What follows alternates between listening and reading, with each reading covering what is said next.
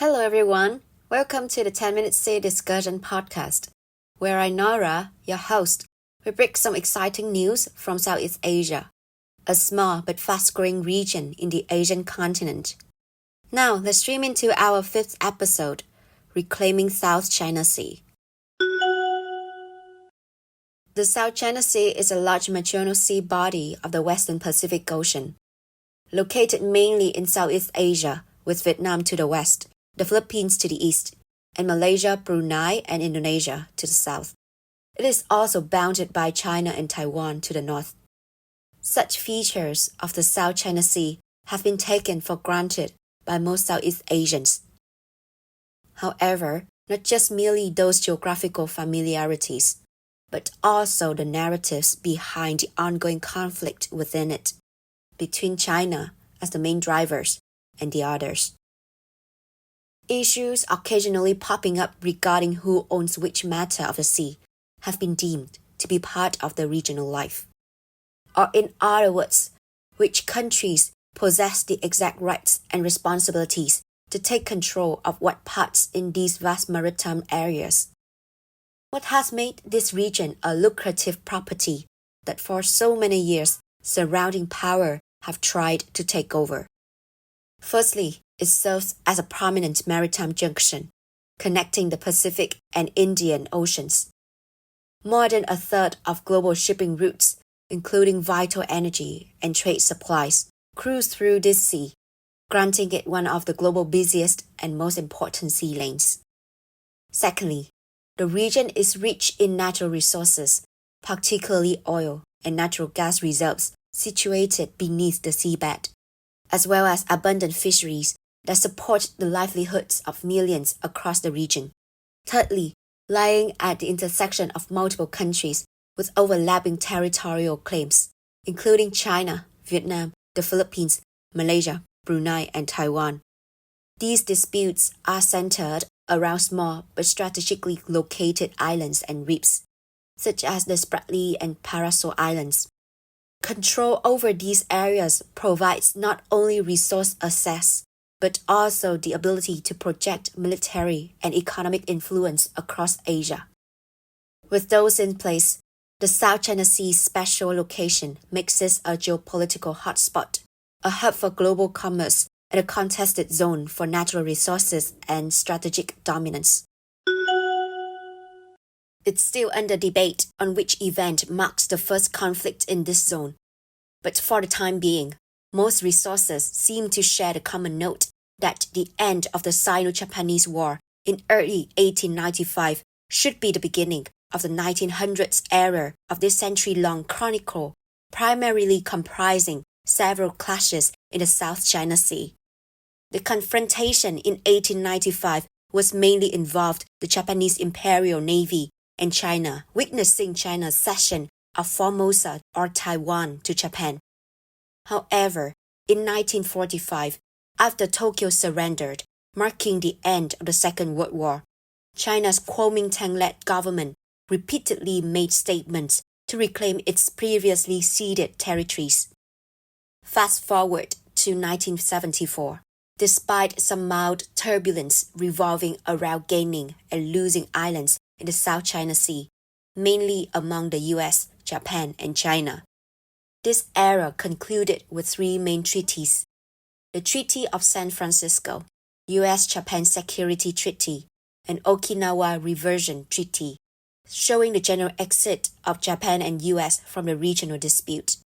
However, the complicated context in the South China Sea has never died down. In fact, tension has been intensified since 1974, with China as a game-changing player, irrationally declaring its power on islands and archipelagos that are officially recognized by other countries. Looking into the timeline of how this issue progressed, it can be acknowledged that China must have built its conspiracy in 1947. Under the ruling nationalist party Kuomintang, China demarcated its claims in the South China Sea with an 11-dash line on the map. That claim encompassed the majority of area, including the Pratas Islands, the Macclesfield Bank, the Paracel and Spratly Islands, which was stated that the country regained them from Japan after World War II. Not until January 19, 1974, did China turn its plan on paper into reality. China military forces set foot on the western side of the Paracel Islands, erecting flags on several islands and seizing a South Vietnamese garrison. This movement of China sparks the nation's first serious attempts on occupying the maritime properties, which were later expanded into unending clashes with other forces outshore, mainly involving two other countries, Vietnam and the Philippines.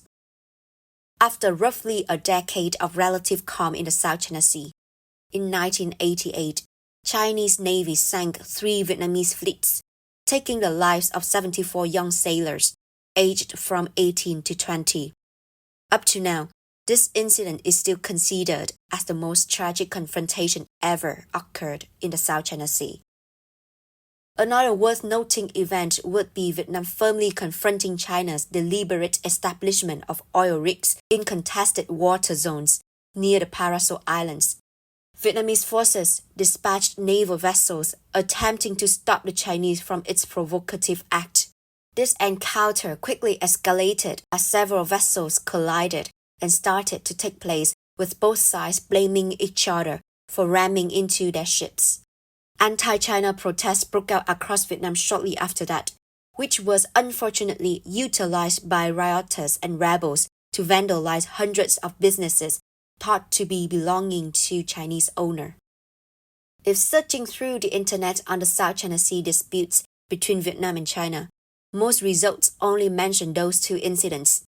However, clashes of small or medium level still emerge occasionally, which deteriorates trust between the two regarding maintaining neutral and constructive postures in the South China Sea.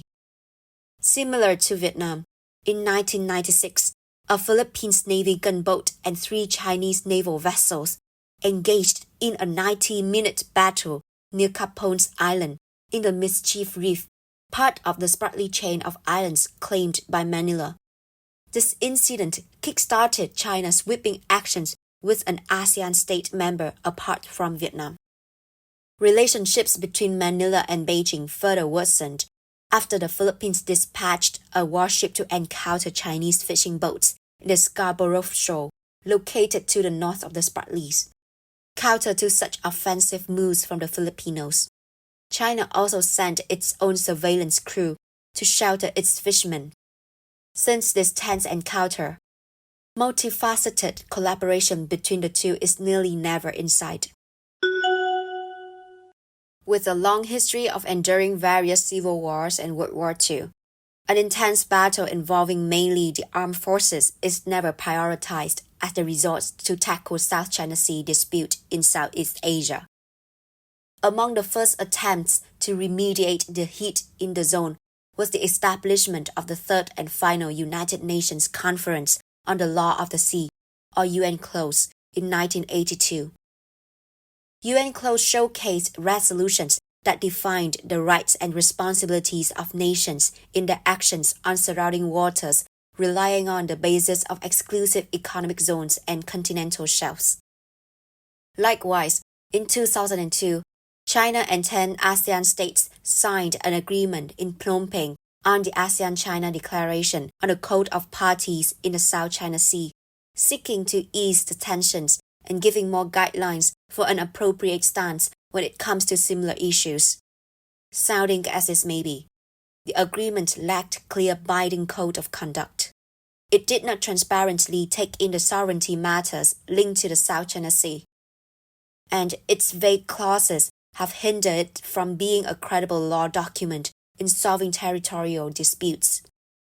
What is still remarkable in ASEAN history was the failure to issue a communique at the conclusion of its annual meeting in Cambodia 2012. It reached an impasse over China's claims in the South China Sea, with member countries showing disagreement over whether to include the territorial issue in the joint forum. Given the uncertainty from the international legal system and regional association on dealing with the dispute, Vietnam and the Philippines have to embrace separate approaches dealing with their assertive neighbor, China. The Philippines prefers a more outburst pathway whenever their dispute with China over the South China Sea returns to the spotlight. Several military drills with the U.S. Navy SEALs, one of China's unfavorable counterparts, on a regular basis take place in the contested zones between China and the Philippines. The country even brought this into lawsuit by initiating an international arbitration case under the UN clause over Chinese claims of sovereignty to the Spratly Islands and Scarborough Shoal. It was the first time a nation boldly sued China under the UN clause.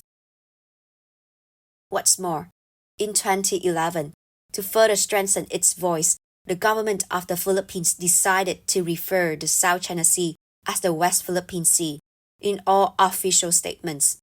This movement even received apparent support from the then U.S. Secretary of State, Hillary Clinton, who also started mentioning the South China Sea as the West Philippine Sea in a joint press conference with the Philippines counterpart.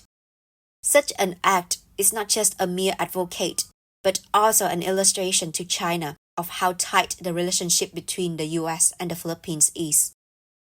Robust as it may seem, such philosophy is yet to reverse the tension lying in the middle of South China Sea between China and the Philippines. In contrast, it has deepened distrust from both sides, leaving a big question mark on whether their relationship can be improved.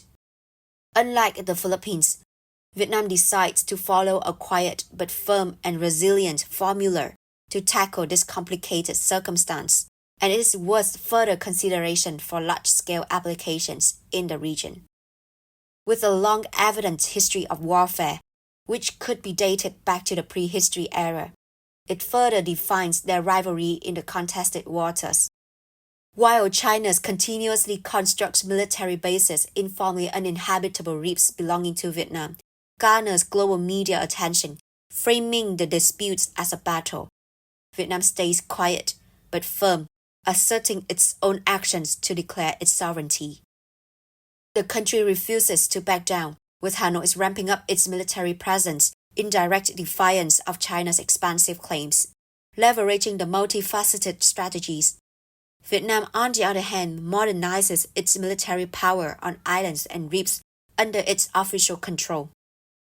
Vietnam's government has made significant initiatives in land reclamation on the Spratly Islands, building up as half of much land as China had during its construction of 7 military bases from 2013 to 2016.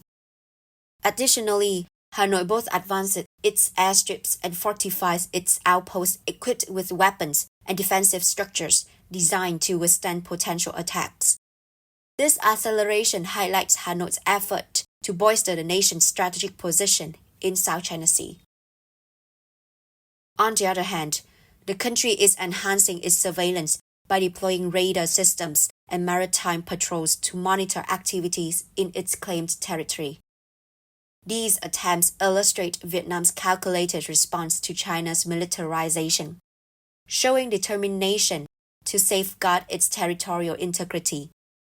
At its core, this approach displays Vietnam's priorities, balancing regional multilateralism with self-dependence, which has been developed from its unwavering resilience against several strategic adversaries, showcasing national firm determination to protect its homeland and resist unilateral actions.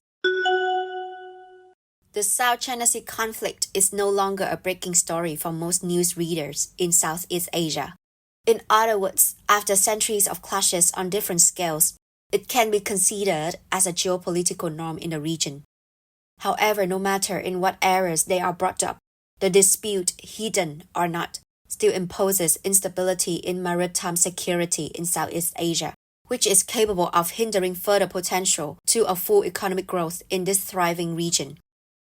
With that threat in place, it is urgent that ASEAN take this issue seriously as a common circumstances that can affect all 10 member states.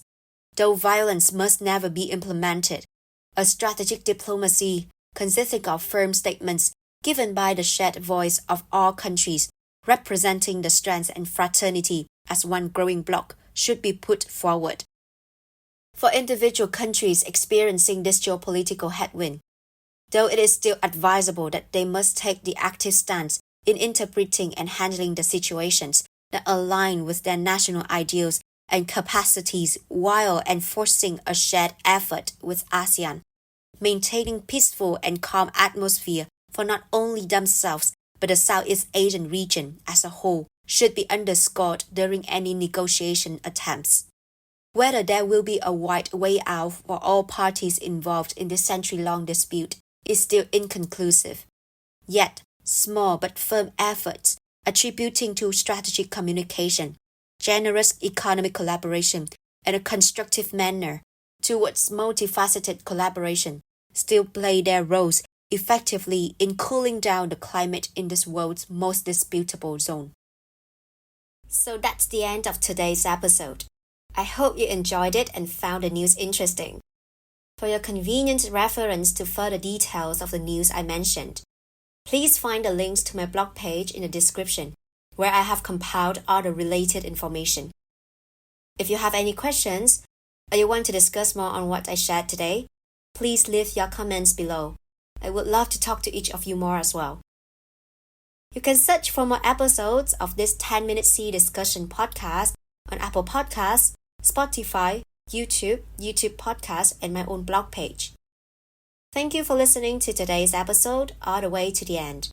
And I hope to see you again in my next episode of 10-Minute Sea Discussion, which will be released soon.